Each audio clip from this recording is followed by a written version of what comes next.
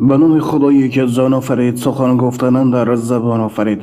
اما بعد، السلام علیکم و رحمت الله و برکاته. پدران، مادران و برادران و خواهران اهل اسلام من، امروز با خواهش یک برادر یک قصه جالبی برای شما نقل می نمایم. و البته در وقت گفتن این یا آن حکایت اگر به خطاگی راه داده باشم یا سخنی بی اساس گفته باشم، اولا دعا دارم که الله سبحانه و تعالی مرا مغفرت کند و بعدا از همه شما معذرت میخواهم.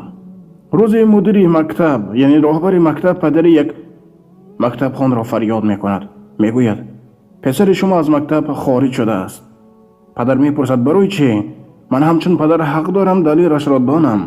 مدیر میگوید شرم‌آور است، در طول دوره کاریم هرگز به چنین چیزی دچار نشده بودم. پدر میپرسد خب چی کار کرد؟ از برای خداوند میگوید که چی شده است؟ پسرم به تازگی مادرش را از دست داده است، یعنی او از کودکی مادر را از دست داد. آخر چی گناهی صادر کرده است؟ همسالانش را آزار داد، بهای پس گرفته است یا کسی را دشنام داده است؟ مادر گفت بچه شما؟ پدر پرسید بچه من چی؟ جناب راهبر سخن کنید. مدیر میگوید بچه شما نزد 18 نفر طلبه به معلمش گفته است که عاشقتم. واقعا هم برای یک طلبه صنف 2 این خیلی کار زشت است. پدر از این سخنهای مدیر به خشم آمد و با تندی گفت حالا پسر من کجا است؟ مادر گفت او حالا در صنفش است. پدر در حال وارد صنف پسرش شد، اما پسرش آنجا نبود. اما در جای نشستش سمکه پسرش را دید. نزدیک رفت. روی میزی که جای نشست پسرش بود یک کاغذی بود که در آنجا نوشته شده است.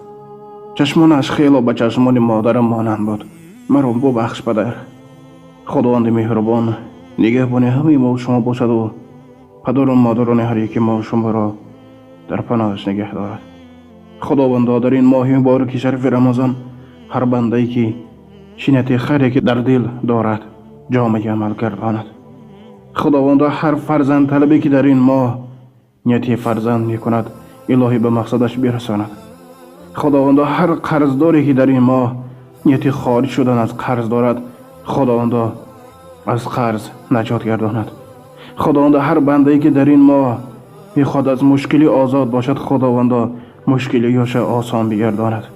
خداوند در این ماه مبارکی هر بیماری که درد دارد با لطف و کرمش از خزانه غیبش شفای کامل عاجل نصیب روزی گرداند و هیچگاه پروردگار پدر و مادر را از فرزند و فرزند را از پدر و مادر جدا نگرداند. اللهم اعن على ذکرک و شکرک و حسن عبادتک و السلام علیکم و رحمت الله و برکاته. با احترام دوست برادر شما امید رحمت.